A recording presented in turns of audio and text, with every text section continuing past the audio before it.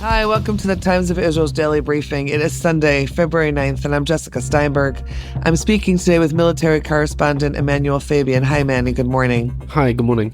How you doing? It is day 492 of the war.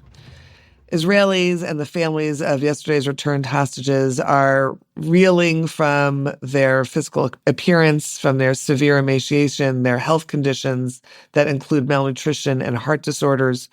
We'll talk about aspects of the return of the three hostages, as well as Palestinians returning to the eastern part of Gaza's Netzarim Corridor and IDF strikes in eastern Lebanon and Syria. All of that after a quick break.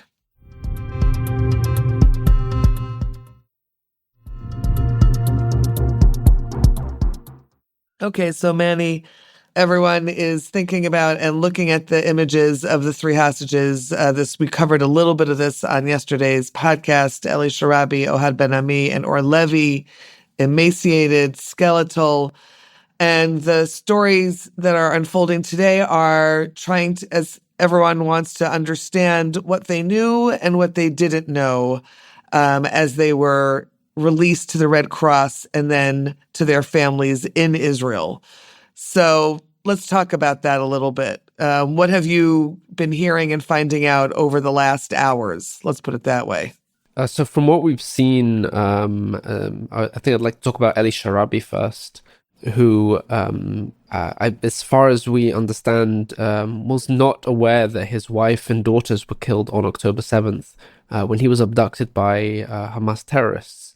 And he only found out about this when he returned to Israel, and possibly his family were the first to tell him. There was a report also that maybe the Red Cross told him during the transport. That hasn't been confirmed, though. But the sort of cruel part about this story is that when the three hostages were being released yesterday and Hamas put on its propaganda ceremony, the three hostages were asked questions in Hebrew. Most media did not broadcast this, but when it came to Sharabi, he was asked how he's feeling, and he said that he's feeling very happy to return to his family and to his wife and his daughters. So he clearly, at that point, did not know about the terrible news that he would later receive.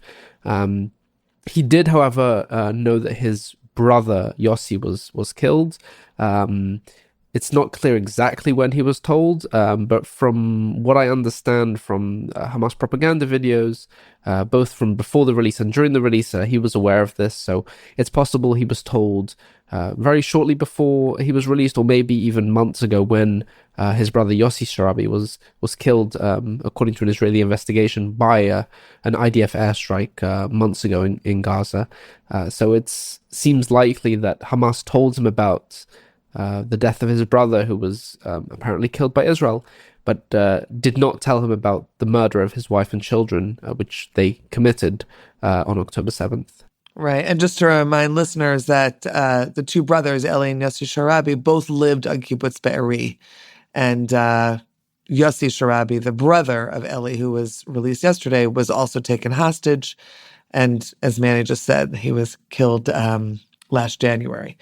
Okay, so that was Eli Sharabi, and of course we're trying to unfold this a little bit and understand a little bit of how that return took place and answering those questions. And then we have Or Levy, of course, taken from the Nova.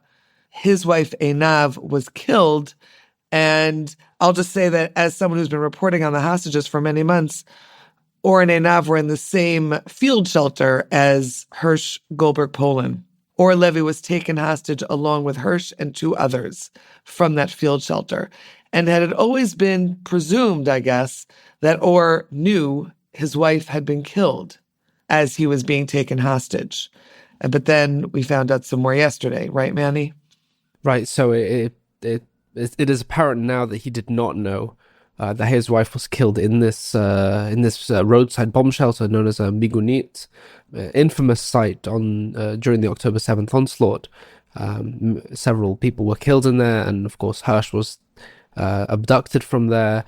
It's the same bomb shelter with Aner Shapira, who hurled back the grenades. That story from October 7th. So from what we know now, he did not know that his wife was killed during the attack, and he only found out now. Footage that was published yesterday showed him embracing his 3-year-old son, Almog, for the first time after 16 months. His son, of course, has been wondering where his father had been for so long, but he was being taken care by his grandparents, from what we've been hearing. Right, exactly. And then we had Ohad Ben Ami, one of the three who were released yesterday, also skeletal. His wife, Raz, they had been taken from Be'eri. Raz was released in November 2023. Ohad was only released yesterday. That is at least one family unit that is now reunited fully. But Manny, you also heard something else about the family, which I had not been aware of until yesterday. So, interestingly enough, Ohad sort of met up with his daughters at a hospital in central Israel, and he found out for the first time that one of his daughters, Natalie, had actually joined the IDF while he was in captivity. And until yesterday, she kept this bit of a secret. She wasn't allowed to take any pictures of her in uniform or even mention that she's in the army, fearing that the Hamas captors may harm Ohad for having a daughter in the IDF. And really, just a couple hours after he returned, she put on her IDF uniform and greeted him and told him that basically she had joined the IDF while he was in captivity. Which is really hard to wrap your head around all of it. Yeah. Yeah, he seemed very surprised when she told him from the videos that we've seen, and he said in the videos that he's got a lot to catch up on. You know, he needs answers. He didn't know what had happened on October 7th. Of course, we know that some hostages in Gaza were able to watch television and see what was going on. From what we understand with these 3 hostages, they were not exposed that much to what was going on outside, so they knew a lot less than what we've seen with other hostages who returned and know pretty much what has happened in the past 16 months. He has a lot to now catch up on and understand and basically figure out what happened on October 7th and during the war since then. Right, fill in the last 15 months. And also, just to go back to Ohad Ben Ami, his wife and daughters, 2 older daughters, have been very present in the struggle to bring back the hostages at all of the various rallies. And so to find out that this youngest daughter went into the army, had this big life-changing moment of her own since her mother came back from captivity and while her father was still in captivity, sort of boggles the mind. Doesn't even sort of, it does boggle the mind, all of it, really.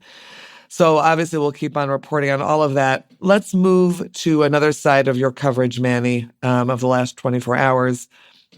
You reported that Palestinians have been seen returning to the eastern portion of the Netzarim Corridor in the central Gaza Strip.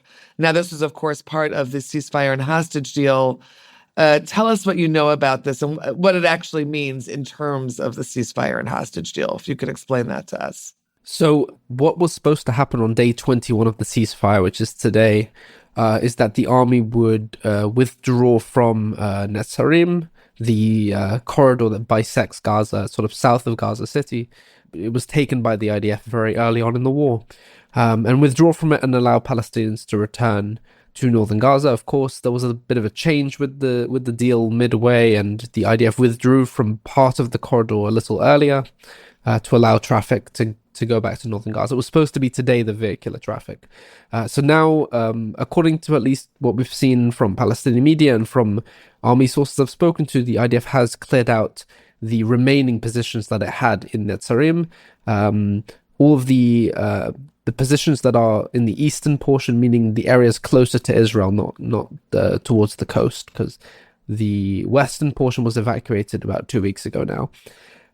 So Israel hasn't officially commented on this yet. There's been no formal announcement. But right now, the IDF is only deployed to the buffer zone along the Gaza border. So that's up to around 1 kilometer into the strip. That includes in the Netzarim area, of course, but the actual corridor itself is now completely evacuated. And the IDF is also still deployed to the Philadelphia corridor on the Egypt-Gaza border area. Only on day 50 will Israel need to complete the withdrawal from that area.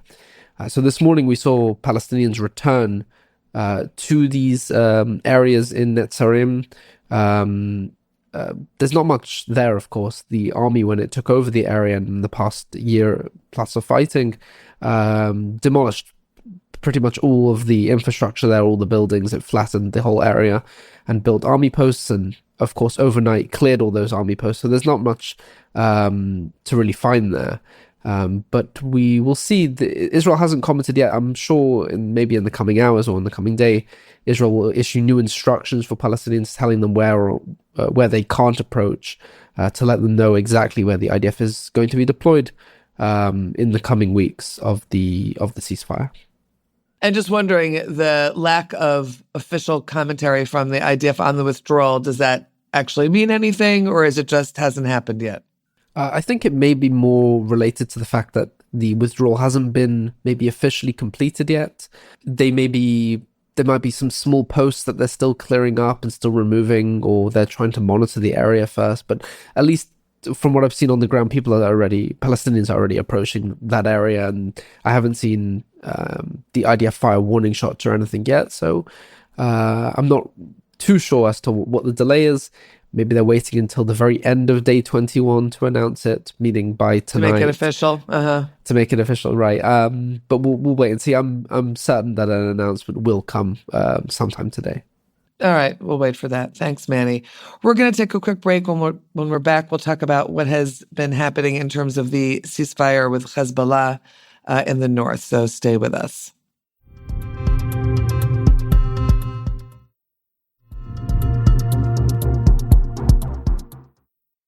Okay.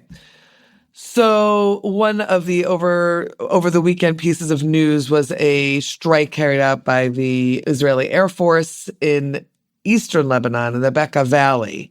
You reported that the IDF said that it was targeting Hezbollah operatives at a weapons manufacturing site, and there were 6 reported dead by Lebanon State News Agency, 2 wounded in the strike. We're, of course, still in the midst of the ceasefire that ends in, what is it? We're looking at 9 more days of the ceasefire? Yeah, February 18th. Yeah, February 18th. So, tell us what actually happened, but let's also talk about what does this actually mean to have a strike, at this point in time during the ceasefire. So we have seen Israel say what they call as enforcing the ceasefire agreement and enforcing the understandings between Israel and Lebanon. So, of course, under the ceasefire, Israel will withdraw from southern Lebanon and Hezbollah will withdraw from the area as well, and the Lebanese army will take over. That's the official ceasefire, but there's also additional understandings that are sort of there was a side letter agreed between Israel and the US, which basically states that Israel can act against any Hezbollah threat, whether it be close to the border or if it's Hezbollah trying to smuggle weapons into Lebanon. Israel reserves the right to act in all of those cases to prevent Hezbollah from rearming and reestablishing control anywhere in Lebanon. So this is an example of that. The IDF identified Hezbollah members at a site for manufacturing and storing what the IDF calls strategic weapons. That probably means long-range missiles or precision-guided missiles, those sort of weaponry. And the IDF struck the site and the operatives there and called it a blatant violation of the agreements between Israel and Lebanon. This sort of thing will continue even if this ceasefire turns into something permanent beyond February 18th, which I think is likely to happen. Israel will still continue to act against any efforts by Hezbollah to renew weapon manufacturing or to move weapons around or to smuggle in weapons or to set up new tunnel infrastructure or anything of that kind. Israel will still target those. It's not launching an all-out war against Hezbollah again, but sort of pinpoint operations whenever there's Israel sees Hezbollah carrying out activity, it will act. Of course, there's the mechanism for Israel to report things to. If Israel identifies a Hezbollah site, then Israel will report it to this committee, who will then notify the Lebanese army, and the Lebanese army is supposed to go and deal with the facility and remove the weapons. It is something that's happening. It's just not super effective yet. And if there's an immediate threat, then the IDF will just carry out a strike. If it's something that's imminent, if it's a smuggling that's happening right now, or if it's operatives trying to prepare to carry out an attack, then Israel will just act immediately in those cases without the mechanism. The mechanism is meant for things that can be dealt with within a certain period of time, a day or 2 days or something like that. Do you think, are you aware if that the mechanism is happening with the same regularity as these kinds of strikes that, as you mentioned, are a permitted part of the ceasefire? I mean, are they both happening simultaneously in a sense? Yeah, they're both happening. We've seen cases even when the IDF has filed a complaint regarding a Hezbollah facility, and the Lebanese army didn't deal with it in time. Then Israel carried out a strike afterward anyway. But we have seen the Lebanese army collecting weapons and taking down Hezbollah facilities. There was a report a couple weeks ago about Lebanese soldiers entering a major underground Hezbollah site in Lebanon and taking over the site and confiscating the weapons there. So it does seem to be working, the mechanism in some places. Some places it's a bit slow and the IDF will have to act. And if it's an immediate threat, then the IDF acts anyway. And man, just one more question on this. Like, as we get closer to February 18th, is there any sense that there is sort of an uptick in all of this, sort of work around the ceasefire? It does seem to be getting better. I would say the sort of Smoother? the mechanism of the ceasefire. Yeah. There was a bit of there was complaints by Israel that the Lebanese army wasn't deploying fast enough to the villages in southern Lebanon. And in turn, the Lebanese side was accusing Israel of not withdrawing fast enough. That's why the extension was agreed upon. I do think by February 18th, it will be all sorted and the Lebanese army will be deployed to all the areas. And if not, maybe they'll request another extension. And let's just finish with one more strike, but this one in Syria. You reported on the IDF carrying out an airstrike on a Hamas arms depot near Damascus. So tell us about that, because that's, of course, bringing Hamas in Syria, which is, not the usual location for the Hamas activity that the IDF is trying to tamp down. Yeah, it is a bit of a little unusual strike in Syria. Since the fall of the Assad regime in December, as the regime was falling, the Israeli Air Force carried out a major bombing campaign in Syria, destroying the vast majority of the former Syrian army's capabilities, all their planes and tanks and missile depots. And then the new regime, or I guess the new government, the rebel government, has now taken control of Syria. And we've seen very few Israeli airstrikes in Syria. In the first week or so, there were some strikes, but since then it's become slightly more rare.